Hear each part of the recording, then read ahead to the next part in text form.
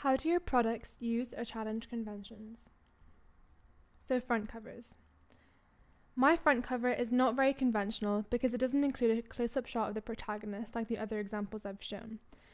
I decided to use an alternative cover similar to Lord's, a Pure Heroine album, exemplified on the screen. I feel as though the neon sign I used for the front cover works really well, mainly because it's like really clear, it's simple, and it includes the title of the album itself, which is a convention.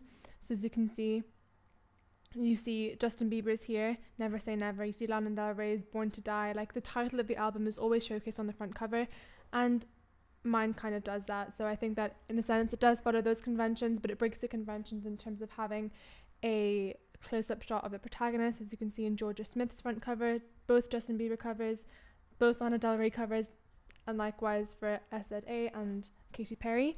I broke this convention because I feel as though the rest of my music video isn't conventional either, and I think that although the focus is so the focus is always on the protagonist within the music video, I feel as though for the digipak pieces it needs to be a bit more inclusive of all the other themes within the music video, like the idea of toxic love and things like that, and I feel as though the digipak pieces kind of reflect that. So instead of just having it just focusing on the protagonist, I think that the simplicity of the neon sign kind of it lends itself more to the narrative behind my piece, I think.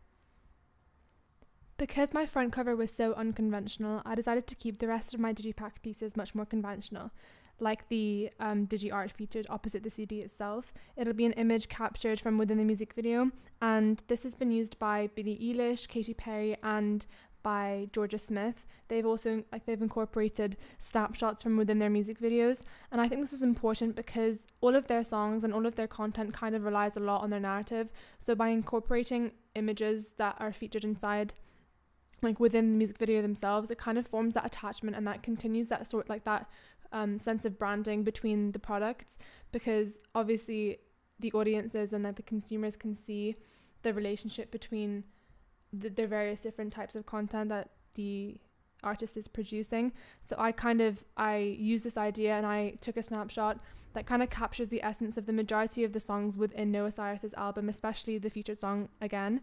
And I think it's really important. It captures a lot. I think that the idea of the hands nearly touching, like, that's a convention of indie genres that have a strong narrative. Like, it's important to showcase the story behind the songs and like the music, and like it's not about being conventional, it's not about being aesthetically pleasing all the time. It is really, really reliant on the narrative, and I think that the digipak pieces need to kind of encapsulate that. So I think that I've done that in that sense, and it is kind of conventional of other indie artists like Georgia Smith and Billie Eilish. So I think that although it's not necessarily conventional of pop digipak pieces, it is relatively conventional with regards to the more indie artists.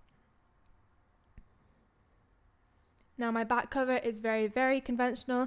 It's the first shot that kind of only focuses on the protagonist herself, and it has the title of the album on the back. It has a barcode at the bottom left, which is a convention of many back covers.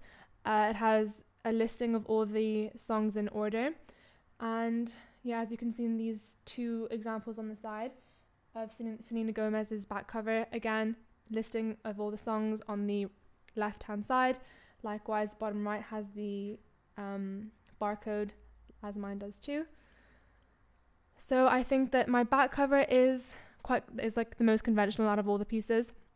It features a medium shot of the protagonist, includes a barcode in the bottom left, and also a list of featured songs in order of play, which is another convention of covers. So all in all, I think my digipak pieces are relatively conventional.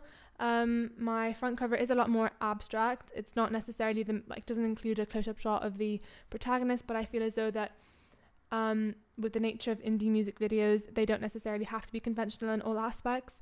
And I think that the sign lends itself a lot to the narrative in the sense that, you know, the colors kind of matched the other colors used within my music video and within the other digipak pieces.